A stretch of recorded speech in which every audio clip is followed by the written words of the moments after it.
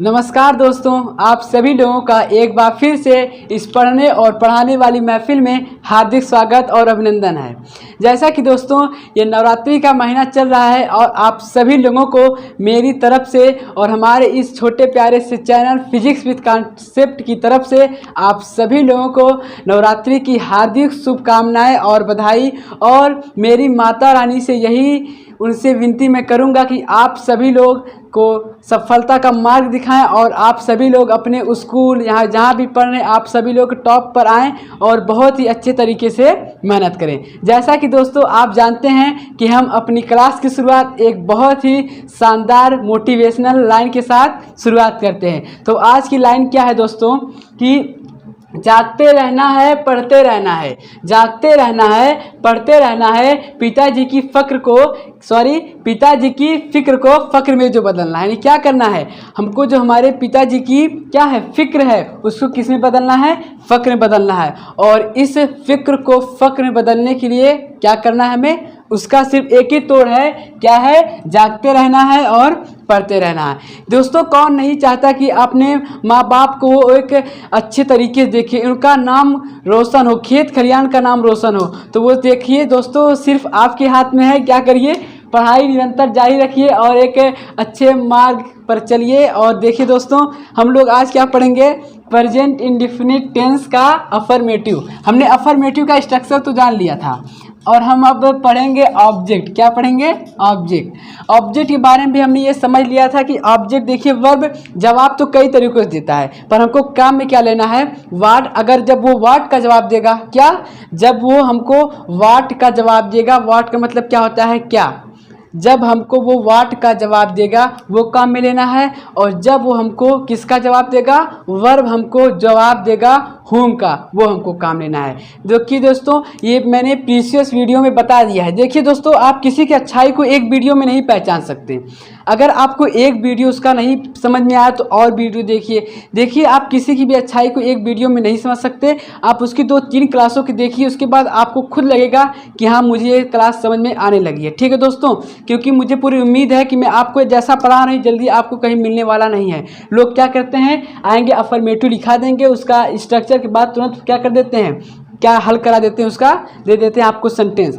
तब देखिए मैंने आपको अफर्मेटिव उसके बाद ऑब्जेक्ट का निचोड़ बता रहा हूँ। ठीक है दोस्तों, तो आप बिल्कुल मन अच्छे से पढ़िए, मुझे पूरी उम्मीद है आपको हर चीज़ समझ में आएगी। ठीक है दोस्तों, अब देखिए अब हम अपने अगले लेक्चर से आगे चलते हैं। उस दिन हमने जो पढ़ा था उसके आगे चलते हैं। हमने कहा था कि ऑब्जेक्ट देखिए, अब देखिए ऑब्जेक्ट की बात रही, क्या, ऑब्जेक्ट, ये हमारा क्या है, ऑब्जेक्ट, ये हमारे कौन है, ऑब्जेक्ट भैया हैं। कौन है, ऑब्जेक्ट भैया। अब देखिए ऑब्जेक्ट भैया हमको जवाब देते हैं 2 तरीक़ों से। कितने तरीक़ों से, 2। देखिए एक होता है नॉन लिविंग, क्या होता है, नॉन लिविंग, और एक होता है लिविंग। क्या होता है, लिविंग।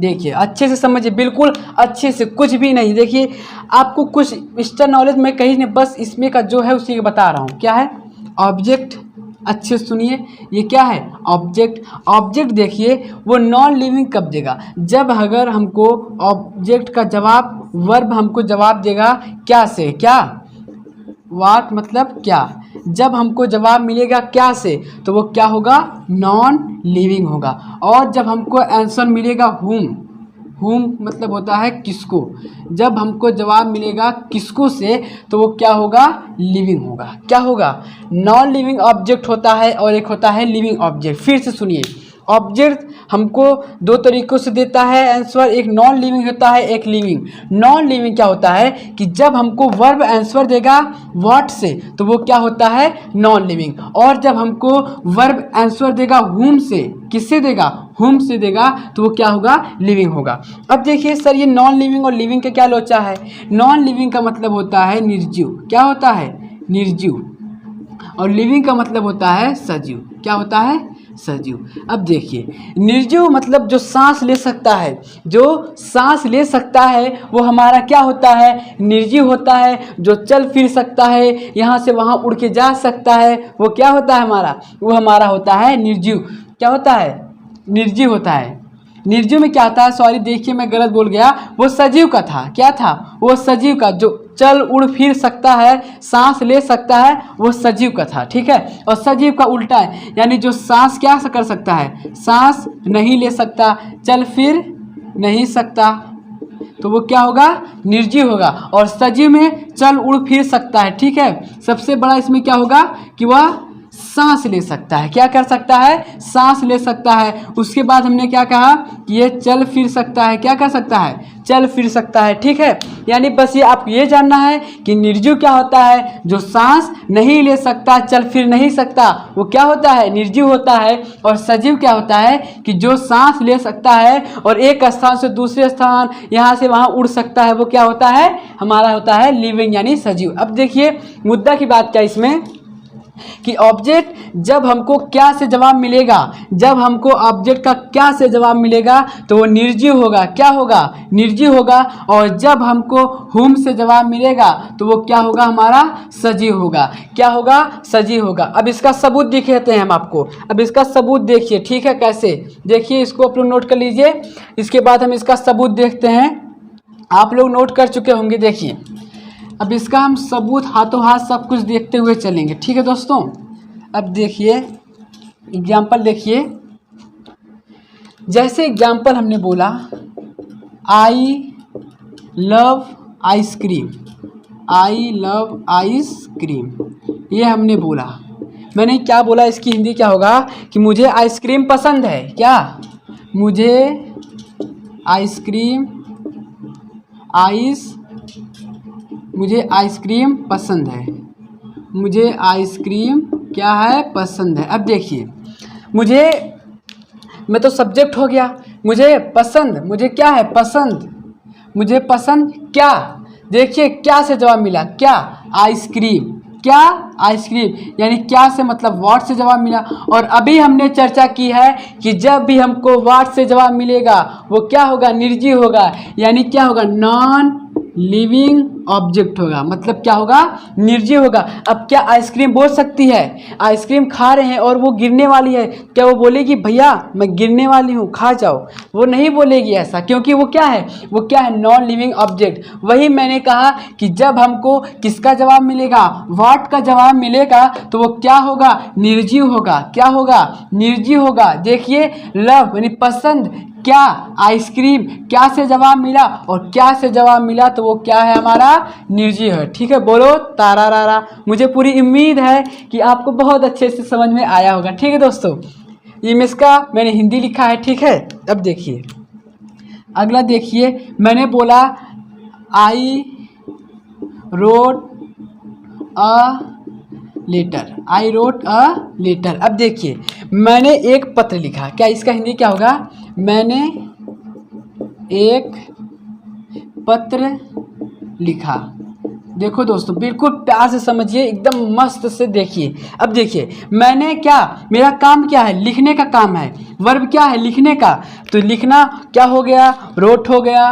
क्या हो गया, रोट हो गया। अब देखिए लिखा, क्या लिखा, देखिए इससे पूछिए क्या लिखा या किसको लिखा। क्या से जवाब मिला, एक पत्र, किसको से यहाँ पर नहीं मिल रहा है, देखिए रोट, क्या लिखा, एक पत्र लिखा। अब देखिए जब भी हमको क्या से मिलेगा जवाब, वो क्या होगा, नॉन लिविंग ऑब्जेक्ट का मतलब ये होता है कि वो निर्जीव होगा। क्या होगा, वो निर्जीव होगा। वही हमने कहा कि जब भी हमको क्या से जवाब मिलेगा तो वो क्या होगा, नॉन लिविंग ऑब्जेक्ट। एक पत्र क्या चल फिर सकता है, उड़ सकता है, सांस ले सकता है, क्या वो अपने आप यहाँ से वहाँ जा सकता है, कहाँ, वो नहीं जाने वाला है, वो नहीं जाने वाला है। तो ये हमारा क्या है, ये हमारा क्या है, नॉन लिविंग ऑब्जेक्ट। यानी ए लेटर क्या है, हमने रोट से पूछा, इसने हमको क्या का जवाब दिया, और हमने अभी पढ़ के आया है, जस्ट पीछे का पढ़ के आया है कि हमको जब भी व्हाट से जवाब मिलेगा वो क्या होता है, non living object. Non living object का मतलब होता है कि वो क्या होगा, निर्जीव होगा। क्या होगा, निर्जीव होगा। ठीक है दोस्तों, इसको आप नोट करिए और मैं इसका एक एग्जाम्पल और कराता हूँ। ठीक है, इसको नोट करिए आप लोग। अब देखिए आप लोग नोट कर चुके होंगे दोस्तों। अब देखिए एक एग्जाम्पल मैं और आपको देता हूँ, बिल्कुल मज़े मज़े से समझेंगे हर एक चीज़। ये सभी देखिए हर कोई नहीं बताता है, पहले बता दे रहा हूँ मैं। ठीक है, अब देखिए एक एग्जाम्पल हमने और दिया, सी कॉल्स राधा, सी कॉल्स राधा, वह राधा को बुलाती है, वह राधा को बुलाती है। अब देखिए बिल्कुल मजे मजे से, कुछ नहीं है। अब देखिए वह क्या है, सब्जेक्ट है, सब्जेक्ट का काम का है, सब्जेक्ट का करत बाटेन, सब्जेक्ट बुलावत हैं, का करत हैं, बुलावत हैं। सब्जेक्ट के काम का बाटे भैया, सब्जेक्ट का करत हैं, बुलावे कार्य करत बाटेन, का करत हैं, ये जो है बुलाने का कार्य कर रहा है। तो देखा जब इन्हें बुला देने का, इनके वाह के काम का हो, बुलावे के काम हो। अब देखा वह क्या कर रही है, बुलाने का कार्य कर रही है, काल्स। अब देखिए इनसे कई क्वेश्चन पूछा भैया, हम इनसे 2 क्वेश्चन, किसका क्वेश्चन, एक पूछेंगे व्हाट और एक पूछेंगे हुम। अब देखिए काल्स क्या से जवाब नहीं मिला, काल्स क्या राधा, जवाब नहीं मिला। काल किसको बुलाया, राधा को बुलाया, किसको, राधा को बुलाया, किसको, राधा का बुलाया, हमको जवाब मिला हुम से। और जब भी भैया हुम से जवाब मिलेगा, जब भी हमको हुम से जवाब मिलेगा तो हमारा क्या होगा, वो हमारा होगा लिविंग ऑब्जेक्ट होगा। क्या होगा, लिविंग ऑब्जेक्ट होगा। बिल्कुल मज़ेदार, कुछ नहीं है, हर एक चीज़ आपको समझ में आएगी। ठीक है दोस्तों, मैंने क्या बोला कि जब वर्ब से हमको हुम का जवाब मिलेगा, किसका जवाब मिलेगा, हुम का जवाब मिलेगा, तो वो क्या होगा, लिविंग होगा। लिविंग का मतलब क्या होगा, सजीव होगा। अब देखिए कैसे होगा, अब देखिए मैंने कहा, अब देखिए राधा क्या है, राधा चल फिर सकती है। सबसे बड़ा आप देखिए निर्जीव और सजीव में अंतर ये याद रखिए कि जो सांस ले सकता है, सबसे बड़ा अंतर यही है। अगर सांस ले रहा है तो वो सजीव है, अगर सांस नहीं ले रहा है तो वो निर्जीव है। सबसे बड़ा अंतर, बहुत बड़ा अंतर है यही। अगर आप साइंस पढ़ रहे होंगे तो आपको साइंस में मिला होगा, साइंस में आता है। सबसे बड़ा अंतर आपको ये याद रखना है कि अगर जो सांस लेता है वो सजीव, अगर सांस नहीं लेता है वो निर्जीव। अब राधा तो भैया सांस ले सकती है ना, लड़की बाटी ने ना, क्या है, लड़की है ना, तो लड़की का सांस ले सकती है। तो देखिए ये हमारा क्या हो गया, लिविंग ऑब्जेक्ट। वही हमने पढ़ा कि जो हुम से जवाब देगा तो वो क्या होगा, वो हमारा क्या होगा, सजीव होगा। और जब भी हमको व्हाट से जवाब मिलेगा तो वो हमारा क्या होगा, नॉन लिविंग ऑब्जेक्ट होगा। ठीक है, बहुत अच्छे से समझ में आया होगा लाडलो को। ठीक है मेरे प्यारे भाइयों बहनों, आपको कोई दिक्कत हो भी नहीं सकती। मैं इतनी अच्छे से आपको यहाँ पर हर एक चीज़ बताऊंगा कि आपको दिक्कत होने वाली भी नहीं है। बस आप क्या करिए, मज़े से शेयर करिए, क्लास को पूरा से दौड़ा दीजिए। ठीक है, हर एक जगह पर दौड़ा दीजिए, अपने रिश्तेदारों को, अपने दोस्तों को बताइए कि यहाँ पर बोलो तारा रारा वाली क्लास चल रही है। क्या, बोलो तारा रारा। अगर आपको समझ में आ रहा है तो आप कमेंट बॉक्स में लिखिए बोलो तारा रारा। ठीक है दोस्तों, तो उससे क्या होगा, मुझे ये लगेगा कि हाँ मेरा पढ़ा हुआ बच्चों को बहुत अच्छे से समझ में आ रहा है। और दोस्तों आप लोग, मुझे पूरी उम्मीद है कि आप कमेंट करेंगे। ठीक है, अब देखिए ये आपको अच्छे से समझ में आ गया होगा। एक एग्जाम्पल और दे देता हूँ बच्चों। देखिए मैंने बोला Ramesh place the match. Ramesh match खेलता है, रमेश क्या करता है, खेलता है, प्ले, क्या, प्ले। अब देखिए खेलना होता है प्ले। अब इस प्ले से पूछो क्या, किसको, तो प्ले से हमने पूछा, प्ले माने होता है खेलना। रमेश क्या है, एक वचन है तो हमने वर्ब के साथ यस लगा दिया है। ठीक है, वो अभी आपको आगे बताएंगे। ठीक है, उसकी टेंशन मत लीजिए, अभी सिर्फ यहाँ पर आप व्हाट और होम का अंतर समझिए। हमने क्या कहा, रमेश मैच खेलता है, रमेश क्या करता है, रमेश का कार्य क्या है, खेलना, प्ले माने होता है खेलना। अब देखिए रमेश क्या खेलता, मैच खेलता, और मैच खेलता हमको व्हाट से जवाब मिला है, और व्हाट से जवाब मिलेगा तो छाप दीजिए, तुरंत बता दीजिए ये नॉन लिविंग है कि लिविंग है। तो दोस्तों ये क्या है, नॉन लिविंग ऑब्जेक्ट। अब मैच थोड़ी सांस ले सकता है, मैच थोड़ी यहाँ से वहाँ जा सकता है कि ऐसे दौड़ेगा यहाँ वहाँ, नहीं कर सकता वो ना, नहीं कर सकता, चल फिर नहीं सकता, नहीं हमारी तरह सांस ले सकता है, सांस ले सकता है, नहीं ले सकता है। और जब ये सांस नहीं ले सकता है तो ये हमारा क्या है, नॉन लिविंग ऑब्जेक्ट। अब तो मुझे पूरी उम्मीद है, पूरी उम्मीद क्या, मैं तो पूरा कहता हूँ खुल कर कि आप सभी लोगों को ये चीज़ अच्छे से समझ में आ गई होगी। ठीक दोस्तों, अगर समझ में आ गई होगी तो तुम लोग की अगर इजाज़त हो तो मैं आगे आगे आगे बढ़ूँ, क्या आगे बढ़ूँ। अब देखिए आगे बढ़ता हूँ दोस्तों, रुकने वाला कोई सवाल ही पैदा नहीं होता। यहाँ पर इतने अच्छे से बताया हूँ, मुझे पूरी उम्मीद है कि आपको समझ में आया होगा। आप लोग इसको नोट करिए बहुत अच्छे से। व्हाट और हुम का अंतर जो समझ गया तो बता रहा हूँ पूरा एकदम वो टेंस को एकदम छलनी छलनी कर देगा, उसको एकदम छेद कर देगा, ठीक है। अब देखिए दोस्तों, अब देखिए हम एक चीज़ और बताते हैं कि ऑब्जेक्ट, अगर हमको तो दो ही में काम लेना है, व्हाट और होम का लेना है, लेकिन वर्ब और जो आंसर देता है वो और भी हमको जवाब देता है। हमने क्या कहा कि ऑब्जेक्ट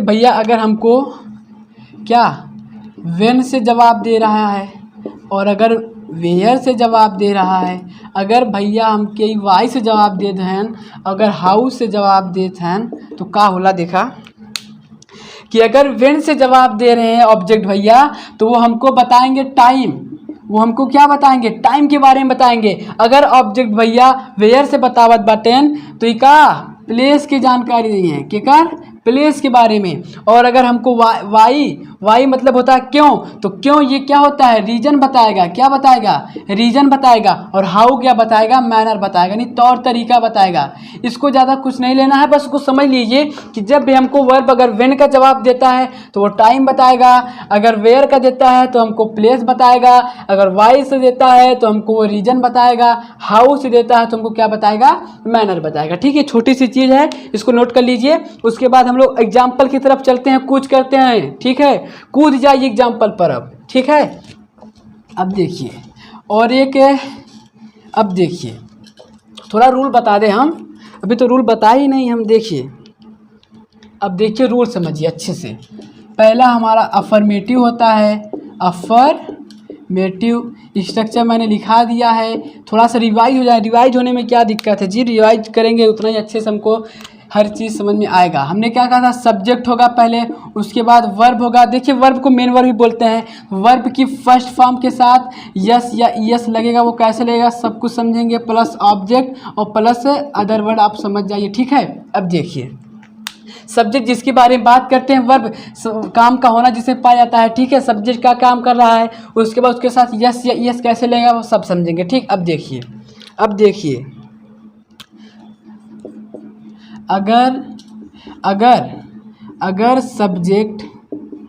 अगर सब्जेक्ट हमारा सिंगुलर है, अगर सब्जेक्ट सिंगुलर है तो हम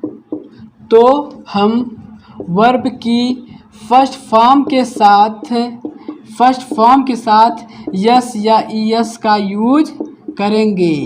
ये हुई ना बात। देखिए क्या हमने कहा कि अगर सब्जेक्ट सिंगुलर है, अगर सब्जेक्ट भैया सिंगुलर हैं तो क्या हम वर्ब की फर्स्ट फॉर्म के साथ यस या ईएस का यूज करेंगे। क्या करेंगे, यस या ईएस से कुछ करेंगे। सब्जेक्ट ये हो गया सिंगुलर, जब सब्जेक्ट सिंगुलर होगा तो हम वर्ब की फर्स्ट फॉर्म के साथ यस या ईएस का यूज करेंगे। अब सिंगुलर क्या होता है, देखिए बिल्कुल मज़े मज़े से, ही, सी, इट, और अगर कोई नेम आ गया क्या, यानी इसको हम कह सकते हैं कोई प्रॉपर नेम आ गया तो ये हमारा क्या होता है, एक वचन होता है। क्या होता है, एक वचन होता है, ठीक है।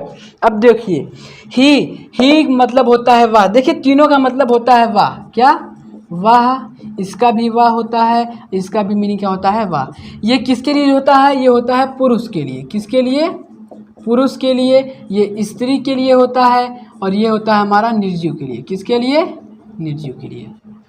यानी जब भी हमारा सब्जेक्ट क्या रहेगा, वह रहेगा, या ही, सी, इट, या फिर कोई नेम आ गया, प्रॉपर नेम आ गया, तो हमारा क्या होता है, सब्जेक्ट, यानी वहाँ पर क्या होता है, सिंगुलर माना जाता है। और जब सब्जेक्ट सिंगुलर रहेगा तो सब्जेक्ट जो काम करेगा उसके साथ क्या लगेगा, वर्ब की फर्स्ट फॉर्म के साथ यस या ईएस लगेगा, ठीक है। अब सबसे बड़ी विडंबना ये होती है बच्चों में कि आप सभी भाइयों बहनों में क्या होता है कि आप लोग जब करते हैं तो आपको ये दिक्कत होती है कि सर किसके साथ यस या ईएस लगाएंगे, किसके साथ यस लगाएंगे या फिर किसके साथ ईएस लगाएंगे। तो इसका भी निचोड़ अभी दे रहा हूँ, ठीक है। इसको आप लोग नोट करिए, उसके बाद मैं इसका देखिए आगे बताता हूँ किसके साथ आप यस लगाएंगे और किसके साथ ईएस लगाएंगे। इसको नोट करिए। तो आप लोग इसको नोट कर चुके होंगे। अब देखिए इसको हम इरेज करते हैं, उसके बाद ये समझते हैं किसके साथ यस और किसके साथ ईएस लगता है। अब देखिए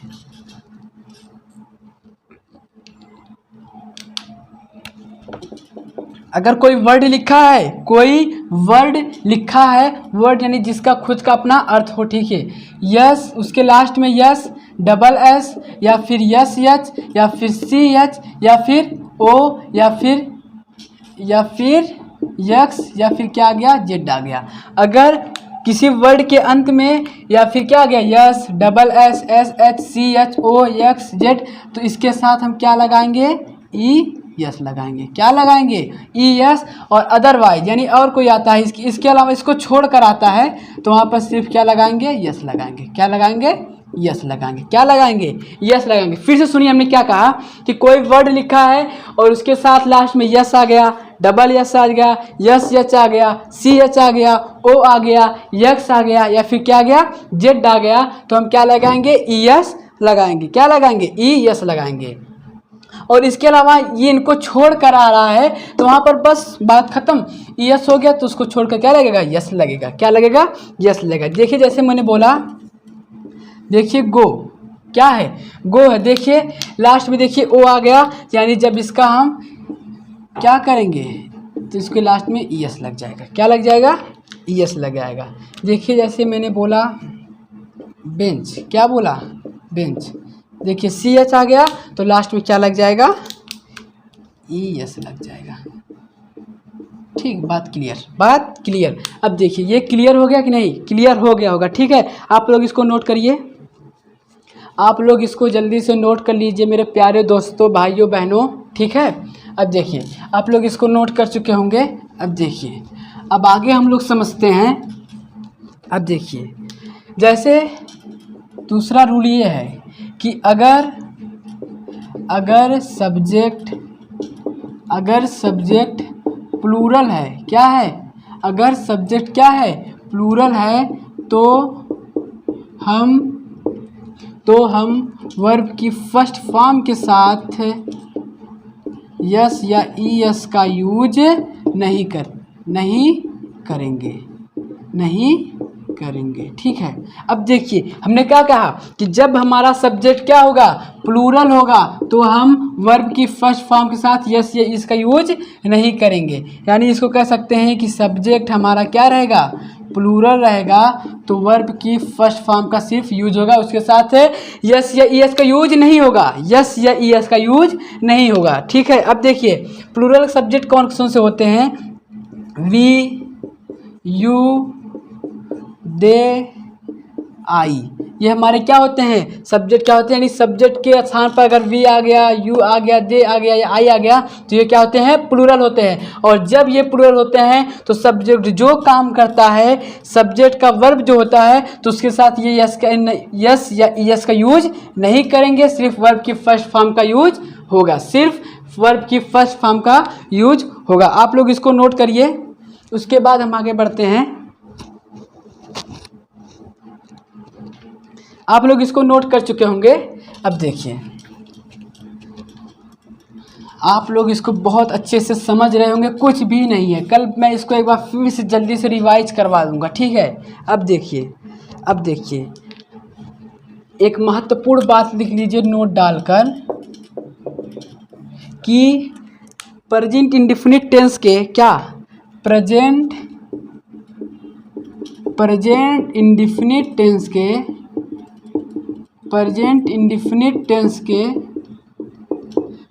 इंडेफिनिट टेंस के अफर्मेटिव में